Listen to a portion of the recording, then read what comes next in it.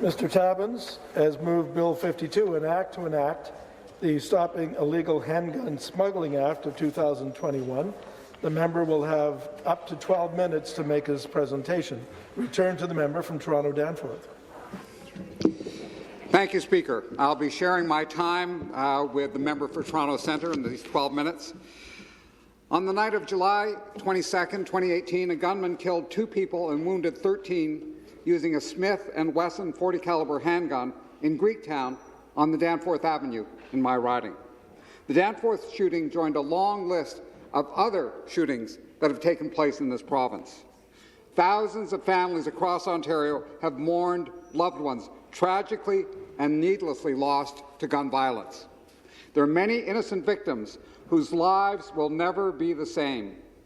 People who've suffered lifelong injuries or deep emotional trauma because of illegal guns on our streets. This bill is a concrete way to start stemming the flow of illegal American-made handguns that are used for gun and gang violence.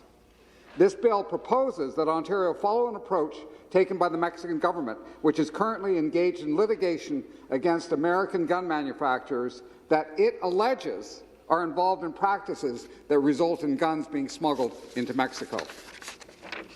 Mexico is suing to secure billions of dollars in damages and to change the practices of these arms manufacturers it alleges are making it easy for smugglers to get their hands on guns. In 2018, approximately 70% of all guns seized by the Toronto Police Services were sourced from the United States of America. A number of years ago, CBC's Fifth Estate reported that tens of thousands of guns a year are smuggled into Canada from the United States. In 2017, over 25,000 guns were seized by Canadian police forces. Smuggling is not the only source of illegal guns on our streets, no doubt about that, but it is a major source of those illegal guns. This bill would help save families and victims the anguish and the life-altering impact of gun violence by giving Ontario more tools and power to stop the flow of illegal guns from the source. The bill requires Ontario's Attorney General to investigate and initiate legal action against those American gun manufacturers who are alleged to be facilitating the flow of handguns out of the United States and into Canada. The Attorney General would be required to consult with experts and affected communities to develop a legal strategy to stop the entry and sales of illegal handguns in Ontario. Now, along with my co-sponsors who will be speaking today, I recognize that the root causes of gun violence are complex. And the NDP has long pushed the Ford government to invest in addressing those root causes, which include poverty, lack of affordable housing, systemic racism, a lack of mental health supports, and a lack of youth opportunities. There's more work to be done to address these critical social issues that lead to violence. But we also need to work to stop the bloodshed by stopping the flow of guns. It's critical to have the legal means to stop American gun manufacturers in cases where it's been proven that their actions contribute to violence in our streets. I want to thank Ken Price, whose family was affected that night on the Danforth, who is one of the founders of Danforth Families for Safe Communities. Recently, he had this to say: "Our family knows firsthand the terrible experience of gun violence. We know it will take a variety of approaches to curb this violence, and particularly to tackle poverty and racism.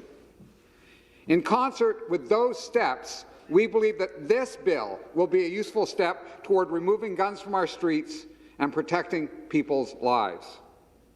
This bill follows the path of litigation that was undertaken against Big Tobacco in the United States in the 1990s, and more recently the action against Purdue Pharma for its role in igniting the opioid crisis across this continent.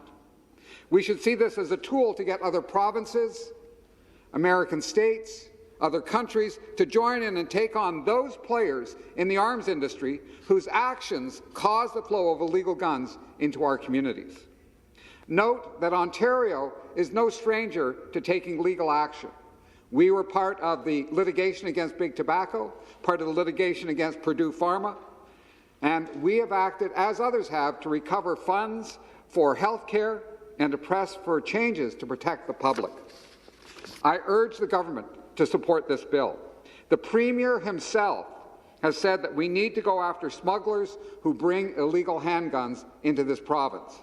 I assume he's serious.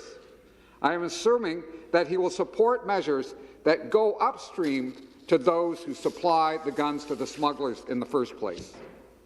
He was there on the Danforth in days immediately after the shooting when we were commemorating those we'd lost. He knows the social cost, the human cost of this problem. There's every reason for all parties to support this bill. It may also help address the divide on gun policies that have often made it so difficult for us to move things forward. I've talked to gun owners who've said to me, we have a problem with gun violence, you need to go after the smugglers. And you know what? They're right. I know those who've been victims of gun violence who want to see a broad range of action, including this one, taken to protect us and our families in our communities. And you know what? They're right. In this bill, we can see the basis for joint action across the divide of understanding and across a partisan divide. The evidence is substantial that there are companies that facilitate smuggling. We need to press them to change their practices and make restitution for the health care, law enforcement and personal costs that their practices have caused. I call on all legislators in this chamber to support this bill. Thank you, Speaker.